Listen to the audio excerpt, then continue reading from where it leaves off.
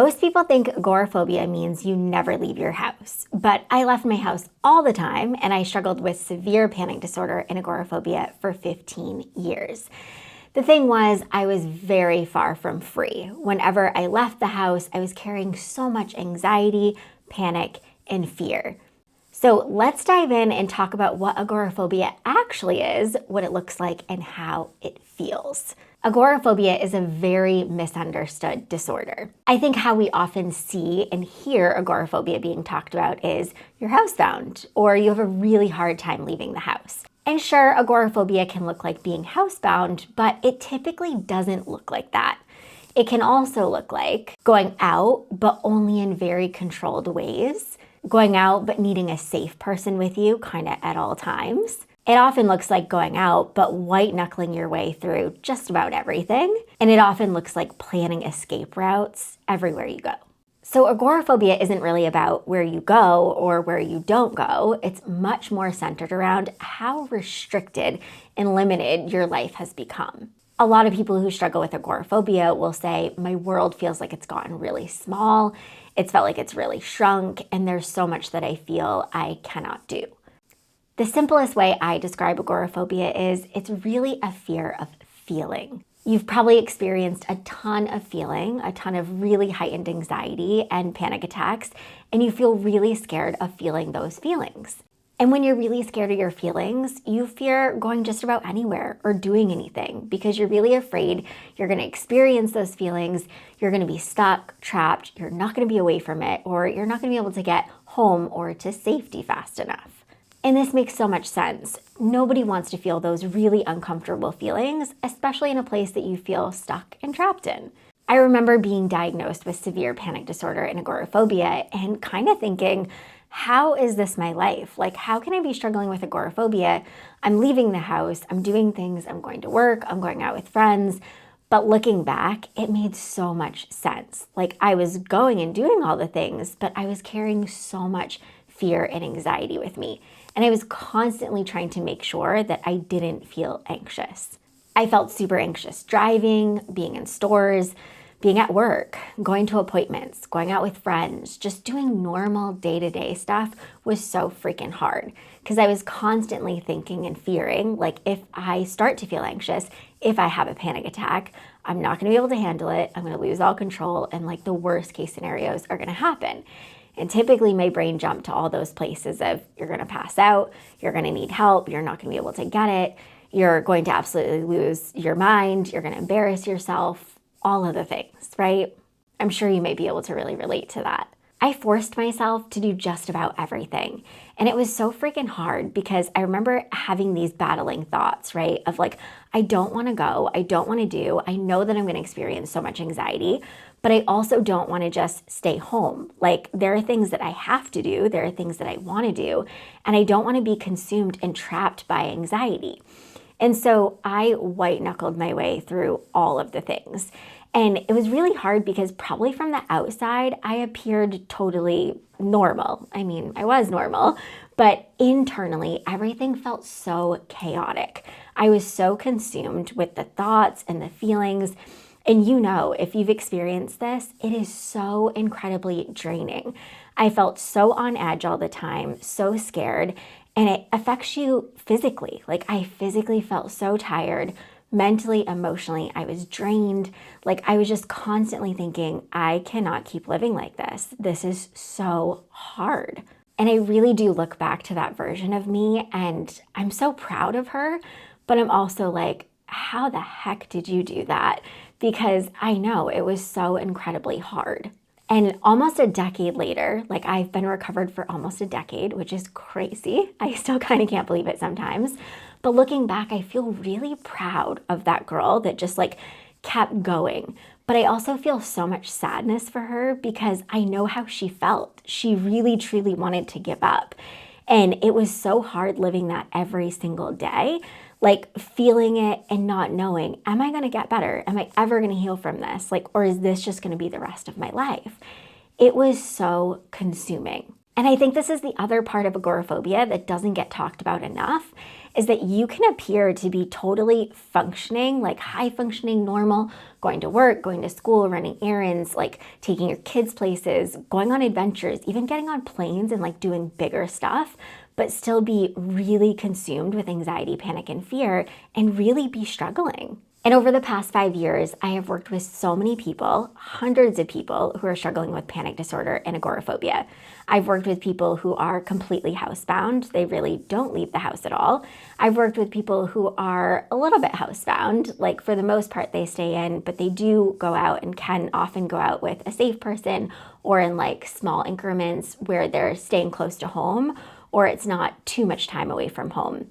I've also worked with lots of people who are pretty functioning, like they go to work, they do day-to-day stuff, they maybe do some drives, but are struggling with a lot of the anxiety and that fear of panicking. And then I've worked with tons of people who do all the things. They seemingly live their lives. They go to work, they go on trips, they go on adventures, they do these things that you would think like they cannot be struggling with agoraphobia, but they very much are.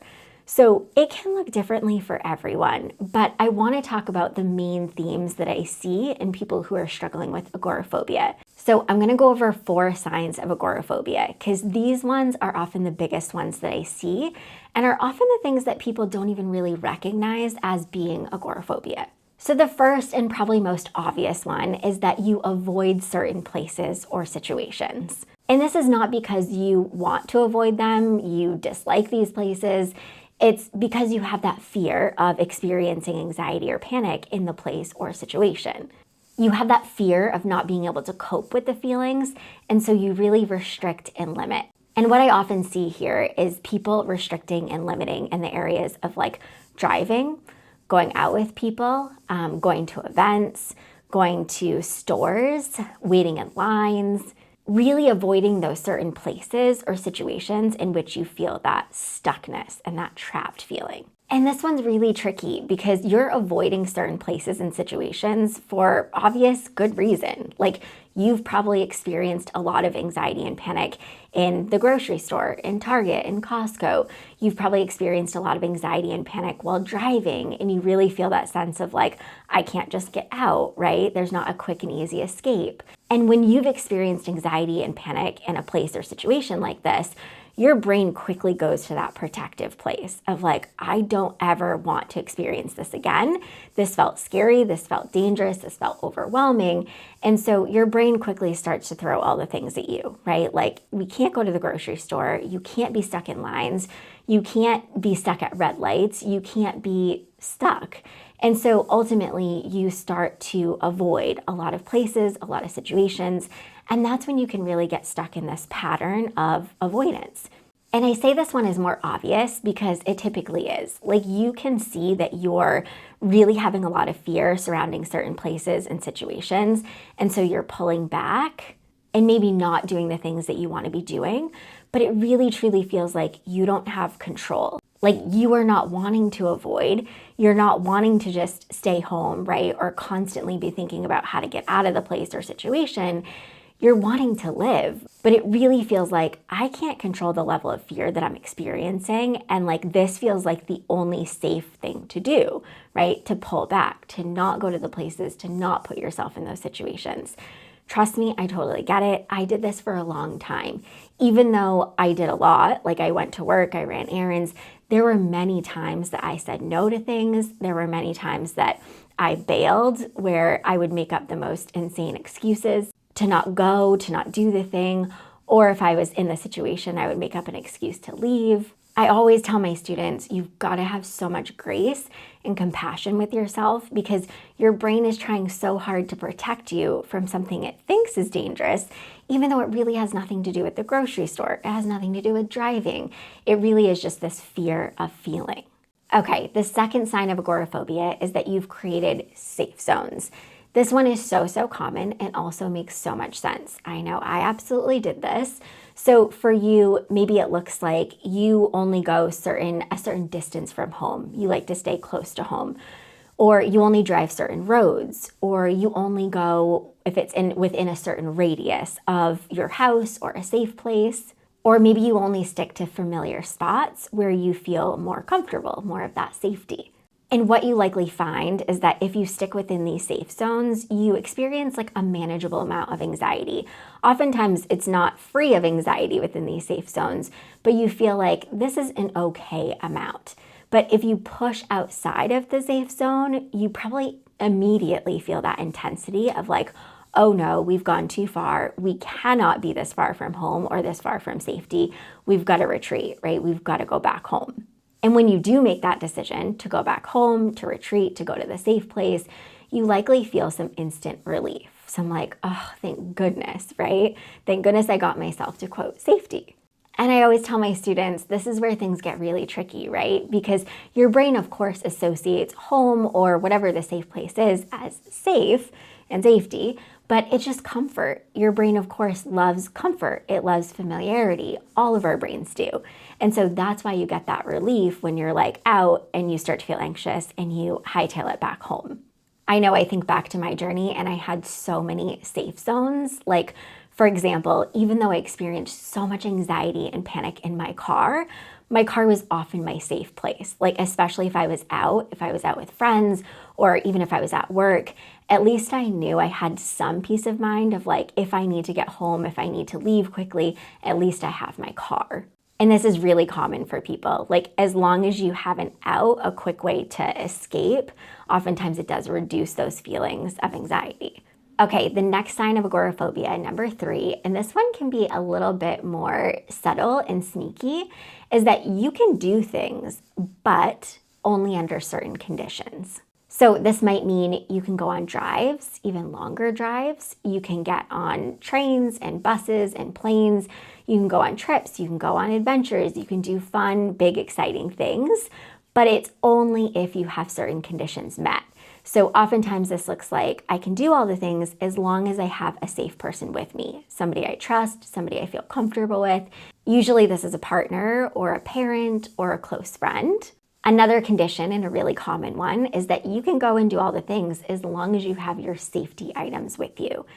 This often looks like having a water bottle, an ice pack, some sour candies, your emergency medication, things like this. Things that you know if you're starting to feel anxious, if you're starting to feel panicky, you can reach for them, use them, and you often do get some relief.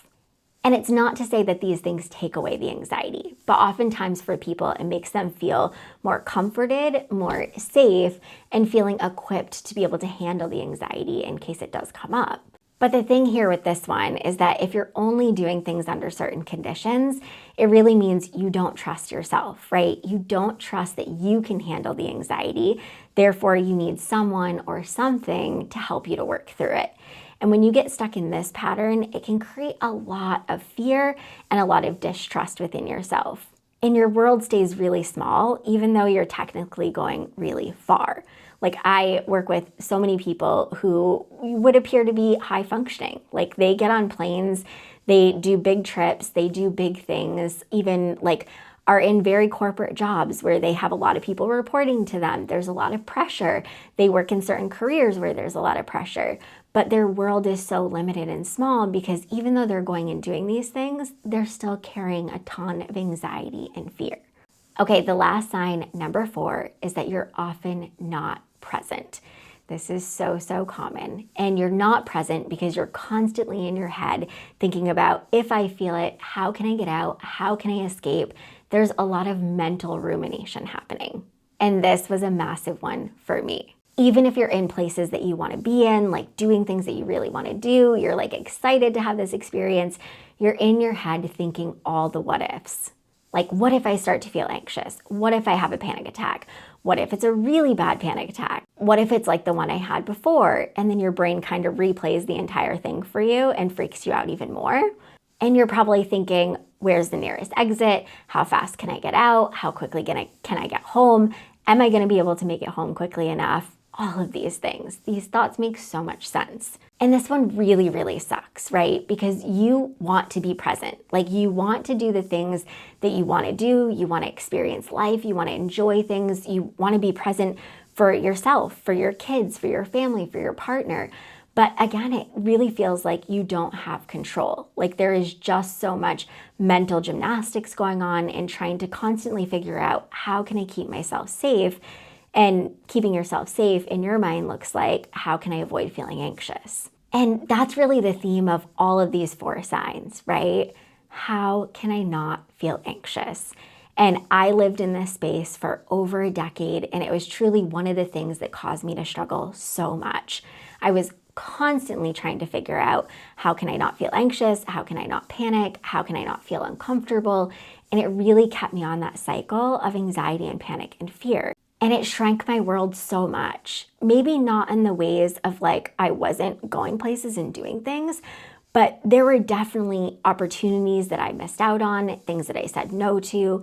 Like I didn't go to college out of state like I wanted to. I barely graduated college. I said no to trips and adventures and like fun stuff and things that I genuinely wanted to do because there was so much fear present. So of course now I can clearly look back and see my avoidance of feeling is a huge reason why I struggled for so long. But back then there was just so much I didn't know, so much I didn't understand, so much people didn't tell me that like would have made my journey a lot easier. And this is why I'm here with you, because I always want to help make your journey less long and less hard. And I really want you to know, if you're struggling with agoraphobia right now, this is not a life sentence. You do not have to always struggle with agoraphobia. You're not broken, you're not unfixable.